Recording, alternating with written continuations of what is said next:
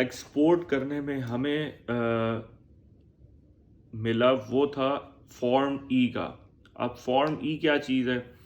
Form ई एक digital export form है जो आपने कस्टम्स की वेबसाइट पे जाके फिल करना होता है, और वो आपके जो कंपनी का अकाउंट है उस बैंक के साथ लिंक्ड अप होता है। यानी कि बैंक आपका प्राइवेट बैंक, और फिर कस्टम्स, और आपकी अपनी फर्म, ये और स्टेट बैंक्स, इन ये सारी चीज़ों में एक कंबाइंड इंफॉर्मेशन शेयरिंग है जो आपका बैंक सबसे पहले अप्रूव करता है, और उसके बाद फिर वो कस्टम्स वालों के पास इंफॉर्मेशन जाती है। जब आप यहाँ से सामान लेके एयरपोर्ट या सी पोर्ट जाते हैं, आपका क्लियरिंग एजेंट बीच में जाता है, तो उसके पास वो फॉर्म ई का कागज़ मौजूद होना चाहिए।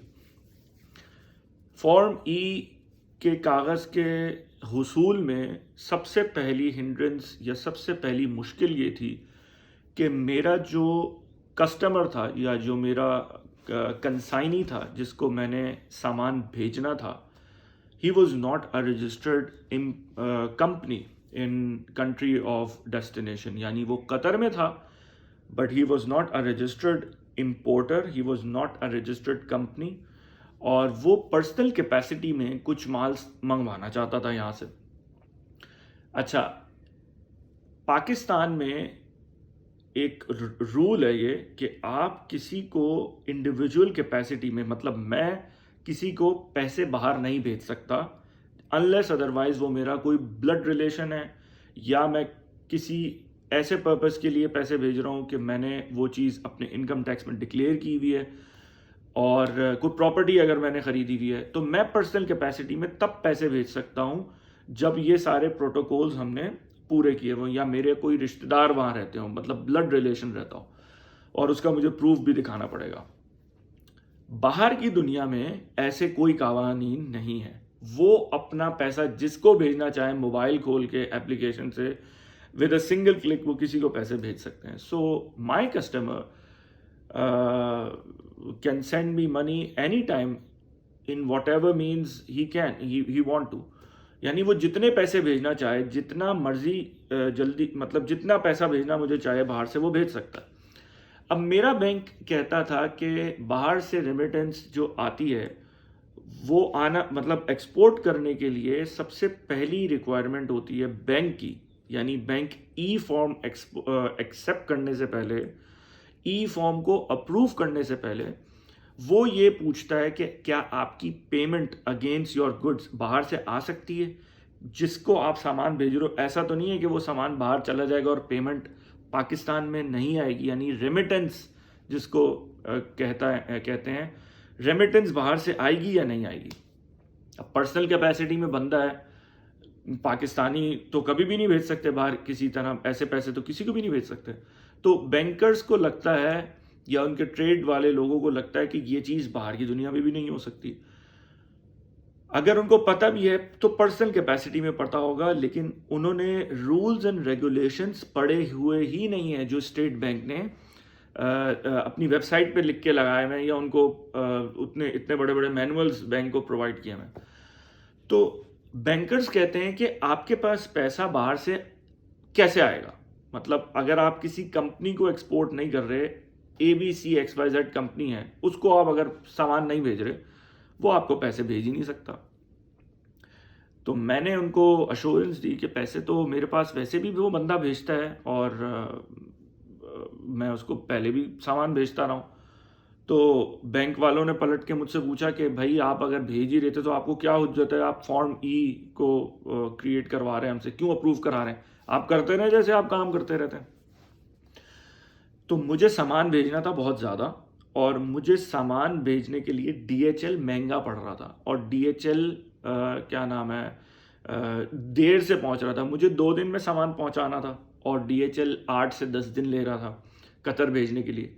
DHL का रेट था 1300 रुपये पर केजी, और एयर कार्गो का रेट था 500 रुपये समथिंग, 540 रुपये पर किलोग्राम। सो डबल का फ़र्क था, डबल से भी ज़्यादा का। तो मुझे DHL तो कॉस्ट इफेक्टिव ही नहीं लग रहा था, इट वॉज नॉट इकोनॉमिकल। अब मुझे भेजना था एयरपोर्ट के एयर कार्गो से। एयर कार्गो पे भेजने के लिए आपको फॉर्म ई की ज़रूरत पड़ती है। अब मैं बैंक को कह रहा हूँ कि मुझे भाई फॉर्म ई आप अप्रूव कर दें, मैं इसको ले जाऊँगा एयरपोर्ट और अपना सामान बाहर भेज दूँगा। बैंक कहता था कि नहीं, आप इंडिविजुअल पर्सन को एक्सपोर्ट कर रहे हैं, इसलिए हम कन्विंस्ड नहीं हैं कि आपकी बाहर से पेमेंट आ भी सकेगी या नहीं आ सकेगी। तो मैंने अपने कस्टमर को बोला, अपने दोस्त को बोला कि यार आप मुझे कोई एक सैंपल पेमेंट भेज सकते हो बाहर से? उसने कहा अच्छा मैं बिल्कुल भेज सकता हूँ। अब उसने मुझे एक सैंपल पेमेंट भेजी मेरे कंपनी अकाउंट में, जो मुझे 1 से 2 दिन में रिसीव हो गई। यानी हमारे पाकिस्तानी बैंक में वो पेमेंट उस बंदे के अपने ज़ाती नाम से रिसीव हो गई पेमेंट।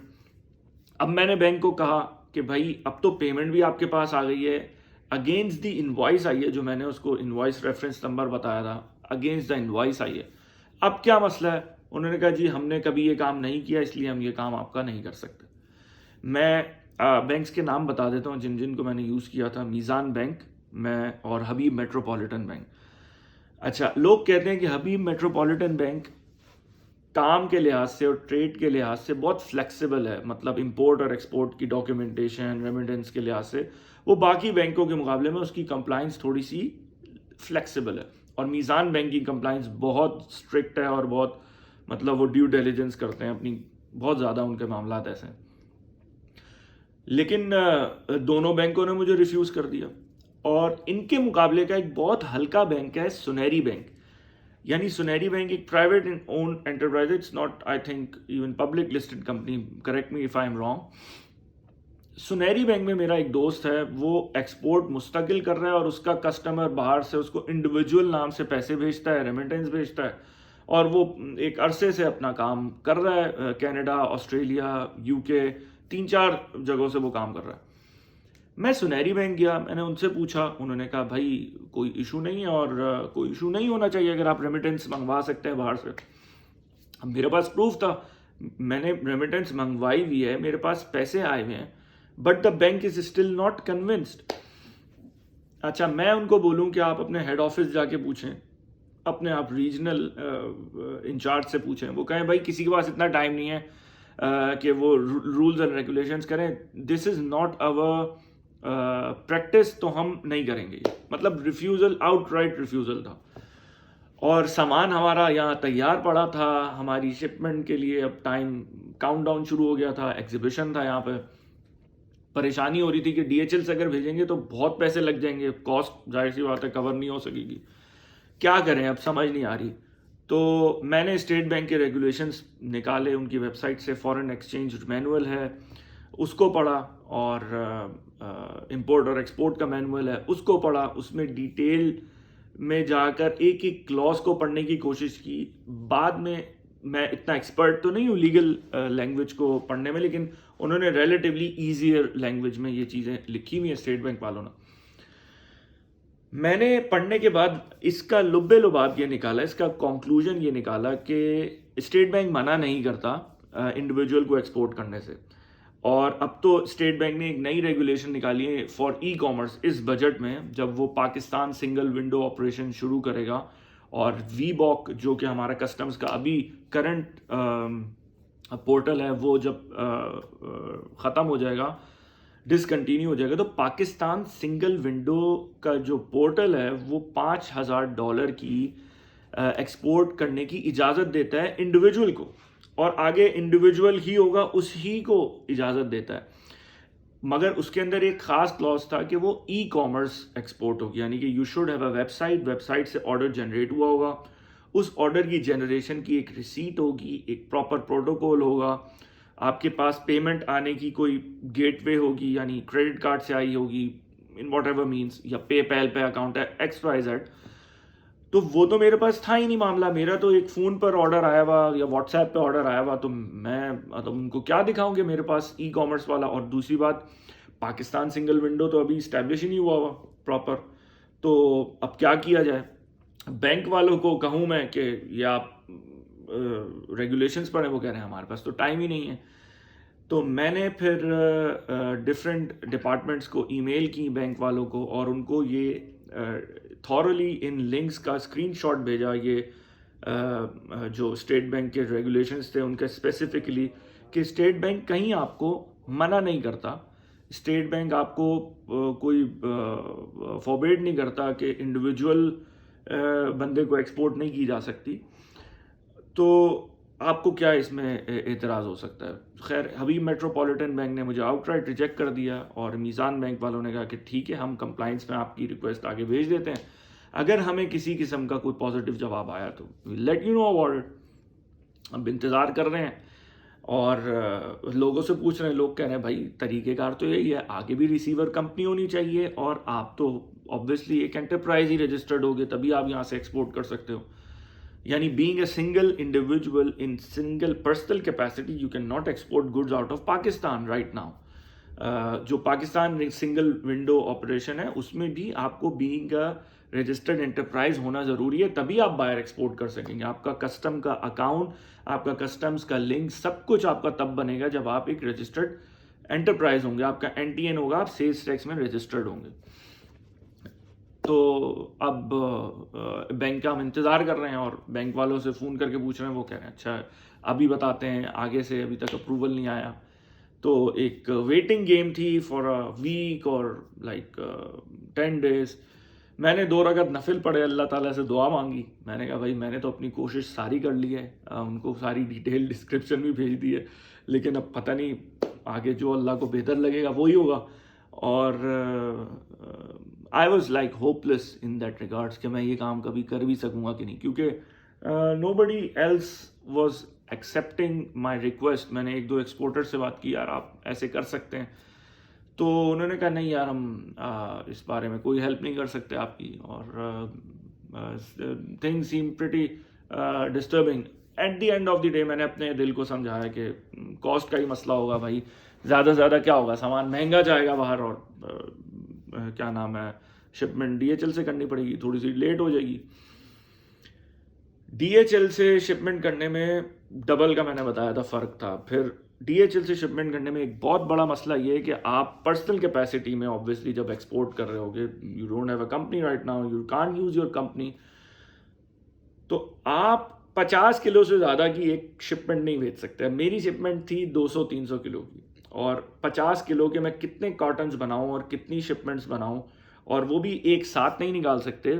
एक दिन एक निकलेगी, दूसरे दिन दूसरी निकलेगी, फिर 2 दिन का गैप देंगे, फिर 2-3 दिन बाद फिर निकलेगी, ताकि डीएचएल वाले भी परेशान ना हो और कस्टम्स वाले भी मतलब आईब्रो रेज ना करें। यानी मतलब आप जो भी काम कर रहे हैं, बड़ा आपने ऐसे काम करना है जैसे आप चोरों की तरह काम कर रहे हैं। और हो सकता है शिपमेंट आपकी वहाँ रुक जाए और बोलें कि नहीं भाई एक कंपनी या एक बंदे के नाम से इतनी ज़्यादा शिपमेंट आ गई, नहीं भाई इसको वापस भेजो, ये अभी नहीं आगे थ्रू हो सकती। सो ये सारे मामला डीएचएल के और फेडेक्स के साथ हैं और होते हैं, इस तरह मेरे साथ एक्सपीरियंस हो चुका। तो अब मेरे पास कोई और ऑप्शन नहीं थी भाई, एयर कार्गो ही करना था। खाली डब्बे थे तकरीबन 20 किलो के, जिसका डायमेंशनल वेट था कोई तकरीबन 80-100 किलो का। तो यानी 20 किलो की चीज़ को मैं डीएचएल से अभी लाइक 200 किलो की डायमेंशनल वेट पे भेजता।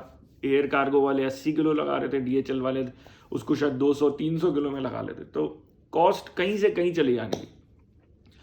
खैर दुआ मांगी अल्लाह से और फिर अपने आप को समझाया कि अगर भेजना भी होगा तो कुछ सामान यहाँ पे रख देंगे, कुछ अपने साथ फ्लाइट में लेके चले जाएंगे, डीएचएल से कर देंगे।